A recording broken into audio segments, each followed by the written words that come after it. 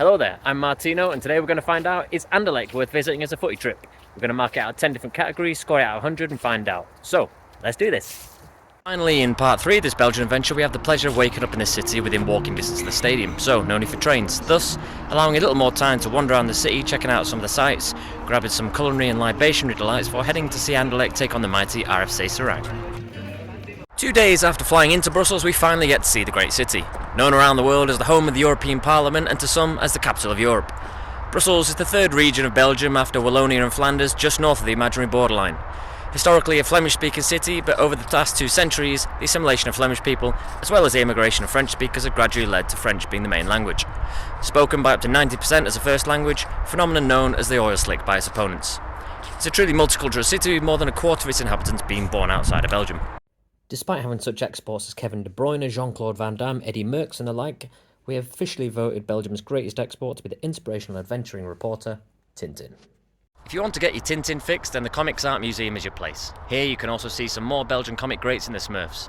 This museum is a short walk from the Grand Place we swung by en route to the centrepiece of Brussels. This stunning square has had activity here in one form or another for nearly 1,000 years and is steeped in history and beauty. Rather worse for wear, we pitched up at one of the many restaurants to escape the searing heat and admire the stunning architecture, taking a bit of people watching and line our stomachs for the day.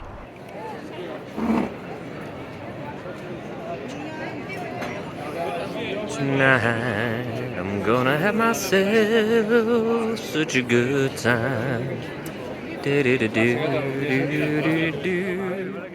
Those with a little more time, there are a few other things to see in Brussels. 5 minutes walk away you will find possibly the most overrated tourist attraction in the world in the Mannequin Piss. Incredibly underwhelming. Much more impressive is the Atomium and a host of museums and tours covering beer and chocolate as well as the city itself. Plenty to keep you entertained before trying the city's world famous fries and waffles, and maybe even its most famous export, the Great Brussels Sprouts.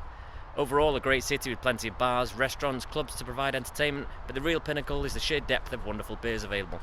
For that specifically, check out Delirium with a little over 2,000 varieties of world beer on offer. As for Anderlecht itself, it's one of the 19 municipalities of Brussels with its own impressive church dating from mainly the 14th century, and a museum about the resistance of Germany during World War II, which can be worth a visit for a few hours. Given our schedule, we were unable to sample each delights, but we took the hour-long walk from Grand Place to Lotto Park to take in some of the surroundings. It was instantly noticeable how multicultural this area was, with a stroll through the vast Marché de l'Abattoir selling all kinds of worldly goods, before popping into what we discovered to be a Cameroonian drinking establishment for a couple of beers and everyone's favourite bar snack, some hard-boiled eggs that were displayed appealingly in a basket on the bar. It'd be rude not to. As we finally approached the stadium, you could instantly feel the buzz as the fans gathered in the streets with a variety of shops, bars and stalls serving plenty of food and alcohol to complement the music pumping in the beautiful sunshine. It was a great way to get in the mood before being served our final course of Belgian football for the weekend. Food you've ever had, Davo? Ever. Hands down.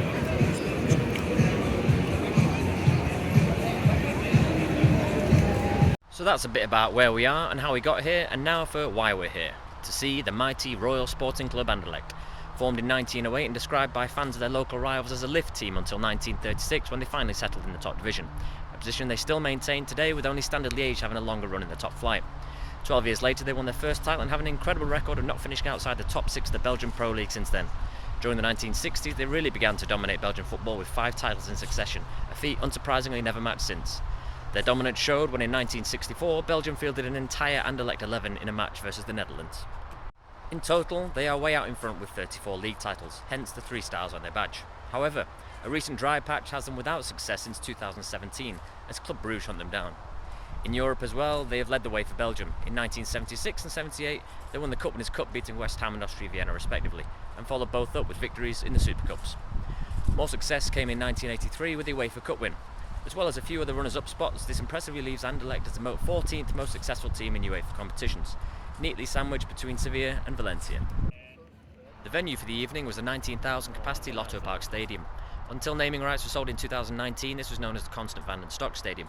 Positively known for his playing days as well as managing the national team, he then became chairman of Anderlecht.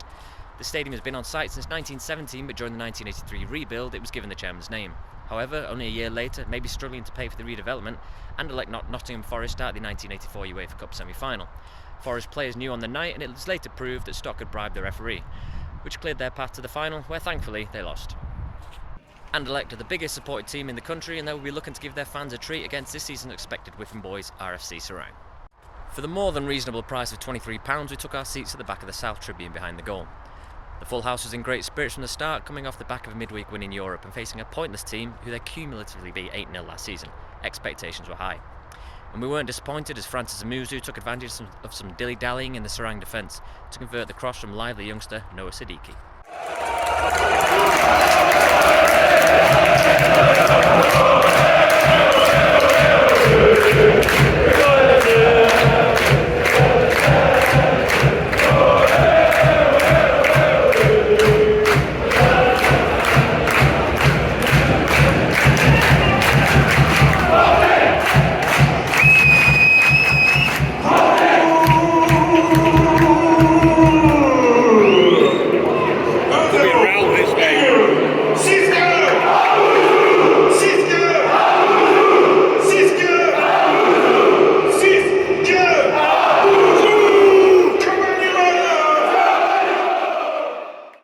In and the tone was set for an enjoyable evening amongst the Anderlecht faithful.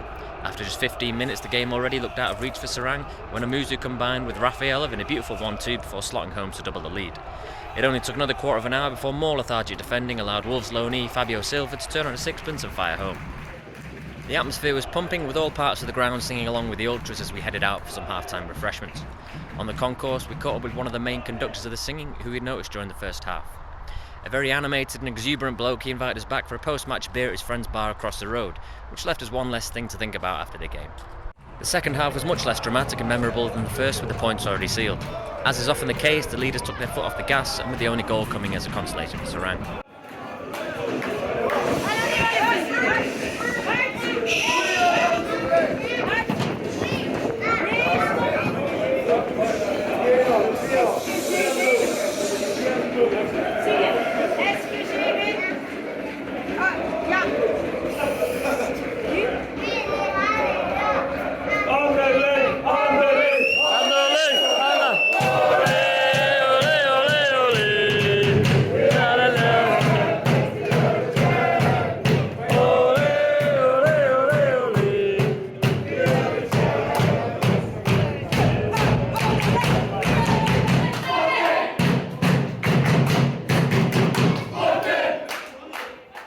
As promised, Matty Marv, as we now knew him, took us back to Biche Cafe where fans gathered to celebrate the victory.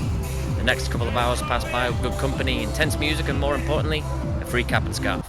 Another perfect little bar to enjoy pre or post match. We headed back into town to enjoy our last evening in Belgium. With flights at 7 AM before returning to work, Lee and Dave decided it easiest to not sleep at all than risk missing the alarms. Quite how they survived the next day, I'll never know. For me, it was a night's sleep before returning to the airport, cutting it way too fine and starting to worry. It needed a full sprint through the airport, up to the gate, only to see that boarding hadn't even commenced. All's well that ends well. A delightful first footballing adventure in Belgium had come to an end. So, as stated at the beginning of this video, it's time to rate Anderlecht as a footy trip. Team ability, currently just off the top of the 13th best league in the world and regular participants in Europe, 6 out of 10. Atmosphere, a full house and overall support was good. All round, thoroughly enjoyable environment, 7 out of 10. Stadium quality, nice stadium, aesthetically pleasing and a good bit of character, so again 7 out of 10. Beer and food at the stadium, the annoying card required again, standard Duplo which is decent and no queuing, and it's possible to drink in your seat, so 7.5 out of 10. Tourism in the city, plenty to do and see in the city with some beautiful sights and cultural delights, 8 out of 10. Accessibility, very cheap flights to Brussels throughout the year, so 9 out of 10. People, so enjoyable atmosphere and very pleasant interactions with everyone we spent time with, 7.5 out of 10. Stadium surroundings, surrounded by the beautiful Park Astrid and a great selection of lively bars and food stalls, 9 out of 10.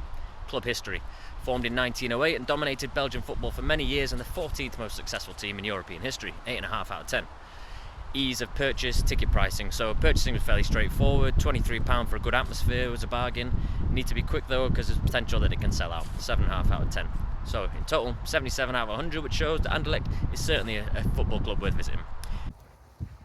Not too many personal accomplishments on this trip other than now seeing 3 out of the 18 Pro League teams in Belgium. So yeah, thank you again for letting me share my adventure and I'll see you next time. Take it easy.